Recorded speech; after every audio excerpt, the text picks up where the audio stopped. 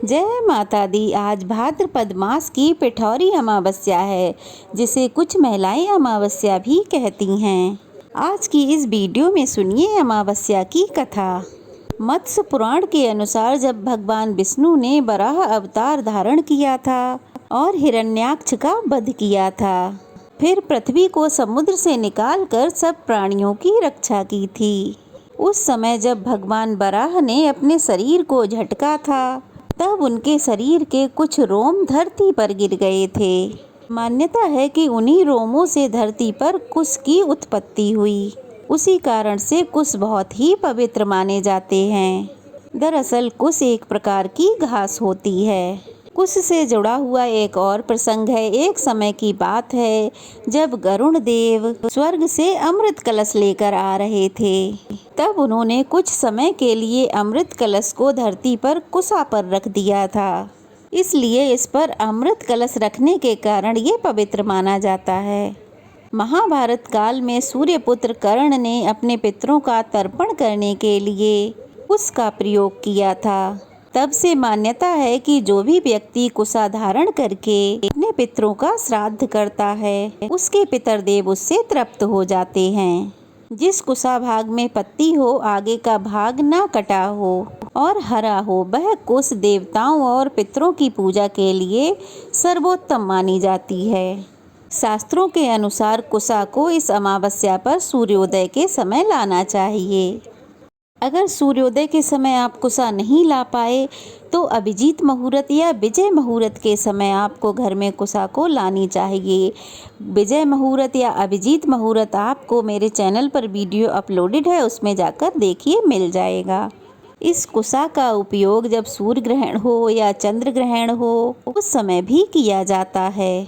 ग्रहण के समय कोई प्रेग्नेंट लेडी कुशा के आस्थन पर बैठे या कुशा की अंगूठी धारण करे तो उस पर ग्रहण से होने वाला कोई भी बुरा असर नहीं पड़ता है। और अगर घर में कोई बीमार हो, बुजुर्ग हो, तो ग्रहण के समय उसे भी कुशा से निर्मित अंगूठी या फिर कुशा का आसन धारण करना चाहिए। ग्रहण के समय आप कुशा के आसन पर बैठकर किसी भी मंत्र का मानसिक जाप भी कर सकते हैं। अब जानते हैं भाद्रपद अमावस्या को पिठौरी अमावस्या क्यों कहते हैं। दरअसल पिठौरी अमावस्या को लेकर एक धार्मिक कथा भी प्रचलित है। कहा जाता है कि एक परिवार में 7 भाई थे। सभी का विवाह हो चुका था और उनके छोटे छोटे बच्चे भी थे। परिवार की खुशहाली के लिए और सभी के अच्छे स्वास्थ्य के लिए 7 भाइयों की पत्नी पिठौरी अमावस्या का व्रत रखना चाहती थीं। लेकिन जब पहले साल बड़े भाई की पत्नी ने व्रत रखा तो उनके बड़े बेटे की मृत्यु हो गई। दूसरे साल दूसरे बेटे की मृत्यु हो गई। 7वें साल भी जब ऐसा ही हुआ तब बड़े भाई की पत्नी ने अपने बेटे का शव कहीं छुपा दिया। उस समय गांव की कुल देवी माँ पोल्यरम्मा गांव की रक्षा के लिए पहरा दे रही थीं। उन्होंने दुखी माँ को देखकर कारण जानना चाहा। जब बड़े भाई की पत्नी ने सारा किस्सा सुनाया तो माँ पोल्यरम्मा बड़ी दुखी हो गईं। उन्होंने कहा कि वह उस स्थानों पर हल्दी छिड़कते जहाँ उनके बेटों का अंतिम संस्कार किया गया था। दुखी माँ ने ऐसा ही किया। अब जब वह घर लौटी तो उसने देखा उसके 7 पुत्र जीवित हैं, जिन्हें देखकर उसकी खुशी का ठिकाना नहीं रहा। तभी से मान्यता है कि दक्षिण भारत में भाद्रपद मास की अमावस्या को पोल्यरम्मा अमावस्या या फिर पिठौरी अमावस्या के रूप में मनाया जाता है। इस दिन हर माँ अपने बच्चे की लंबी आयु के लिए पिठौरी अमावस्या का व्रत रखती है। पिठौरी अमावस्या के दिन जिन माँ पोल्यरम्मा की पूजा की जाती है वो माँ दुर्गा का ही स्वरूप होती हैं। आज के दिन दुर्गा चालीसा का पाठ किया जाता है।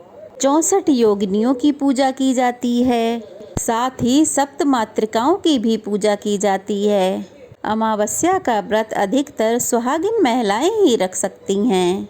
इस दिन व्रत रखने वाली महिलाओं को जल्दी सुबह उठकर स्नान करना चाहिए, पवित्र नदियों में स्नान करना चाहिए और इस दिन हो सके तो घर के सभी सदस्यों को पवित्र नदियों में या फिर गंगा जल मिलाकर घर में ही स्नान करना चाहिए। स्नान करने के बाद पीपल के वृक्ष में जल अर्पित करना चाहिए, क्योंकि पीपल के वृक्ष में सभी देवी देवताओं के साथ ही पितरों का वास भी माना जाता है। सूर्य देवता को जल देना चाहिए। परिवार के सभी बड़े के हाथों पितरों का पिंडदान और तर्पण करना चाहिए। अमावस्या के दिन भोग लगाने के लिए खीर, पूरी, पुए, सब्जी आदि बनाई जाती है। अमावस्या की पूजा और पिंडदान ऐसे लोगों को अवश्य करना चाहिए जिनके घर में पितृदोष हो या किसी सगे संबंधी का अंतिम संस्कार विधिवत ना हुआ हो, क्योंकि अंतिम संस्कार ठीक से ना हो तो ऐसे में बड़ा भारी पितृदोष लगता है। परिवार में बड़ा भारी कलह कलेश रहता है, कोई भी कार्य नहीं बनता है और शुभ कार्यों में बाधाएं आती रहती हैं। तो पिंडदान करने के बाद आप किसी गरीब या ब्राह्मण को अपनी सामर्थ्य के अनुसार कपड़े दें।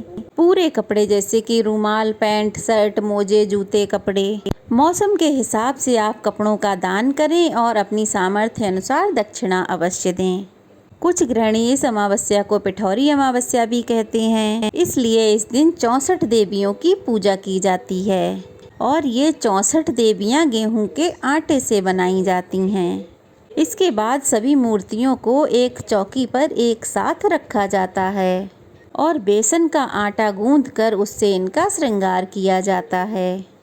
बेसन से आप जितने भी आभूषण बना सकते हैं, हार, चूड़ी आदि, उनसे उनका श्रृंगार करें। फिर आप पूजा करके माँ दुर्गा और अन्य सभी देवियों को, मूर्तियों को 16 श्रृंगार अर्पित करें। श्रृंगार में साड़ी, सिंदूर, मेहंदी, कुमकुम, काजल, बिंदी, चूड़ी, बिछिए, चुनरी, ये सब जरूर हों। फिर दुर्गा चालीसा का पाठ करके माँ दुर्गा की आरती की जाती है। आरती करने के बाद सभी 64 देवियों को भोग लगाया जाता है। इसके बाद 5 ब्राह्मण या 5 कन्याओं को सबसे पहले भोजन कराकर बाद में खुद भोजन ग्रहण किया जाता है। आज के दिन सप्तमातृका की पूजा की जाती है। ये सप्तमातृका 7 देवियों से मिलकर बनी हैं। ये वही 7 देवियां हैं जो भगवान शिव की पहली पत्नी माता सती के यज्ञ में समा जाने पर उत्पन्न हुईं। इन 7 देवियों के नाम वैष्णवी, कुमारी, इंद्राणी, ब्रह्माणी, महेश्वरी, बराही और चामुंडी हैं। जो लोग आज के दिन केवल अमावस्या की पूजा रखना चाहते हों और उपवास भी रखना चाहते हों, उन्हें हाथ में जल या पुष्प लेकर संकल्प लेना चाहिए।